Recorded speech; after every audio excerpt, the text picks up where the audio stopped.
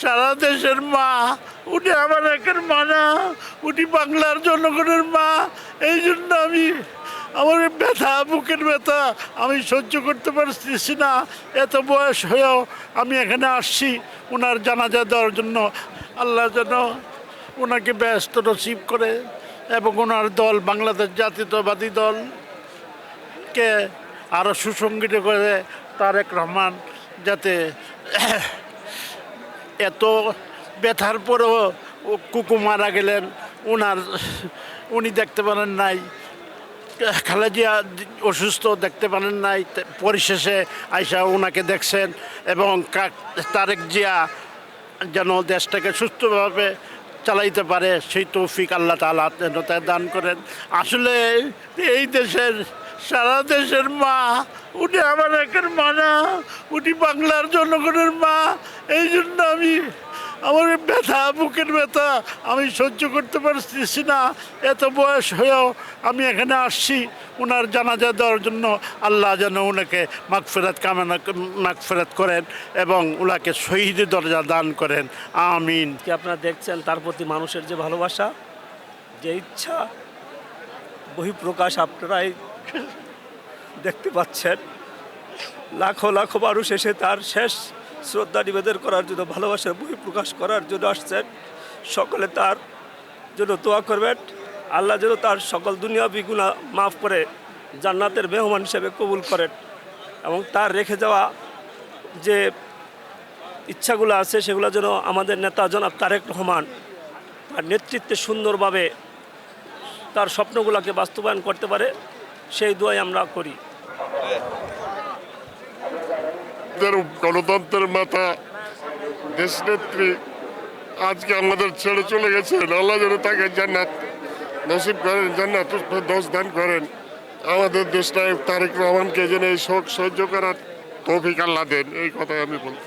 আমাদের দেশনেত্রী বেগম খালেদা জিয়া, তিনবারের প্রধানমন্ত্রী, শহীদ প্রেসিডেন্ট জিয়াউর রহমানের আদর্শের সহধর্মিণী, শহীদ প্রেসিডেন্ট জিয়াউর রহমানের অসমাপ্ত কাজগুলি দেশনেত্রী বেগম খালেদা জিয়া হাল ধরে বাংলাদেশের রাজনীতির মঞ্চে সে এক দৃষ্টান্ত স্থাপন করেছেন। তিনি বারবার কারা নির্যাতিত, নিপীড়িত হয়েছেন। তিনি আপোষহীন, তিনি বাংলার কোনো রাজনৈতিক মতভেদ নিয়ে কোনো সময় সে আপোষ করেন নাই। সেই আপোষের নেত্রী আমাদের মাঝে আর আজ নেই। তার মৃত্যুতে আমরা গভীর শোকাহত, মর্মাহত।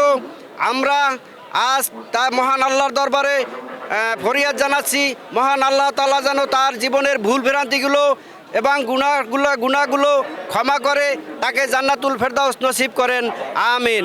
দেশনেত্রী বেগম খালেদা জিয়া গতদিনে আমরা যে দুঃসংবাদটা শুনলাম, উনি মৃত্যুবরণ করেছেন। আসলে এই শোক আমরা বহন করার শক্তি আমাদের নেই। উনি বটবৃক্ষের মতো আমাদেরকে, এই দলকে ছায়া দিয়ে রেখেছেন। উনি আপোষহীনভাবে সে গণতন্ত্রের জন্য, দেশের জন্য সে সংগ্রাম করেছেন। উনি এই দেশকে, দেশের জন্য, গণতন্ত্রের জন্য উনি স্বামীহারা হয়েছেন, পুত্রহারা হয়েছেন, গৃহহারা হয়েছেন। এই ফ্যাসিস্টের কারান্তরীণ থেকে এই ফ্যাসিস্ট বাহিনী তাকে তিলে তিলে ষোলো পয়জন দিয়ে তাকে মেরে ফেলেছেন। এই ষোলো পয়জন দিয়ে মেরে ফেলেছেন। এর জন্য সম্পূর্ণ দায় দায়িত্ব ফ্যাসিস্ট হাসিনা সরকারকেই নিতে হবে। আমরা এই শোককে আমরা ধারণ করতে পারতেছি না। তারপরেও আমরা সামনে নির্বাচনকে সামনে রেখে এই শোককে শক্তিতে রূপান্তরিত করে আগামী নির্বাচনে বাংলাদেশ জাতীয়তাবাদী দলকে বিজয়ী করে দেশনেত্রী বেগম খালেদা জিয়ার সেই যে দেশ বাঁচাও, মানুষ বাঁচাও, সেটাকে আমরা সেই স্বপ্নকে পূরণ করব। দেশকে বাঁচাতে হবে, মানুষকে বাঁচাতে হবে। আজকে এখানে কোটি কোটি মানুষের সমাগম হবে আমাদের এই নেত্রীর জন্য। আমরা সবাই দেশবাসীর কাছে আজকে আমরা দোয়া কামনা করছি, আল্লাহ যেন ওনাকে জান্নাতের সর্বোচ্চ মাকাম দান করেন এবং ওনার শোকাহত পরিবারের প্রতি আমরা সকলে, আমরা দেশবাসীর পক্ষ থেকে আমরা সমবেদনা জানাচ্ছি।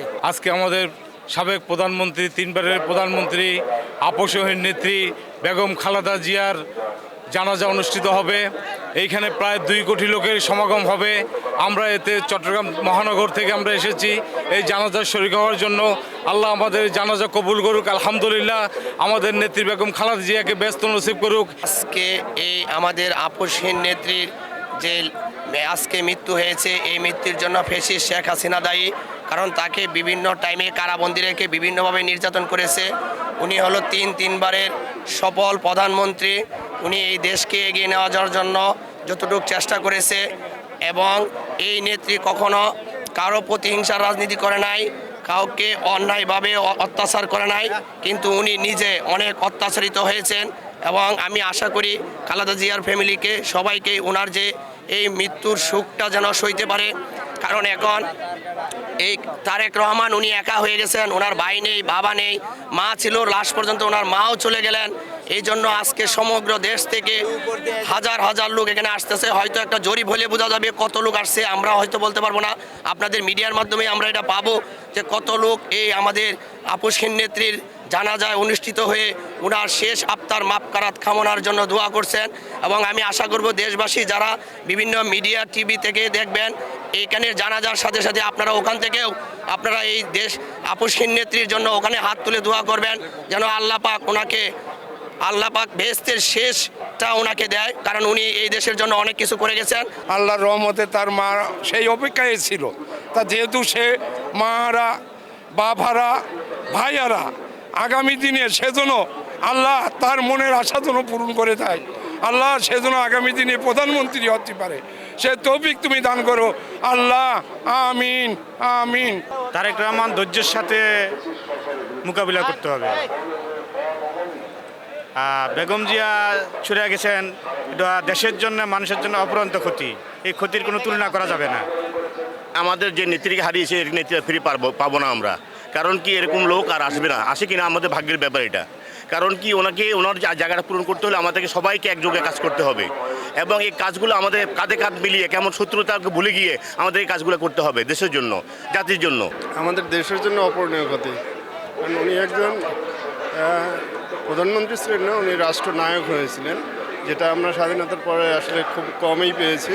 মানে আমরা 90 থেকে রাজনীতিকে অবলোকন করি, দেখেছি। উনি আসলে অনেকজন প্রধানমন্ত্রী দেখেছি, কিন্তু রাষ্ট্রনায়ক ওনাকেই পেয়েছিলাম। আজকে আমরা একজন রাষ্ট্রনায়ককে হারিয়েছি, জানি না ভবিষ্যতে ওরকম রাষ্ট্রনায়ক আমরা পাবো কিনা।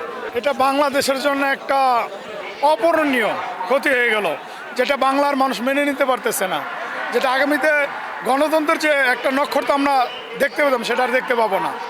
এখন আগামীতে যিনি আসবেন, আমাদের তারেক রহমান, উনি ওনার মার আদর্শে ইনশাল্লাহ আগামীতে আদর্শিত বাংলাদেশ গড়বেন।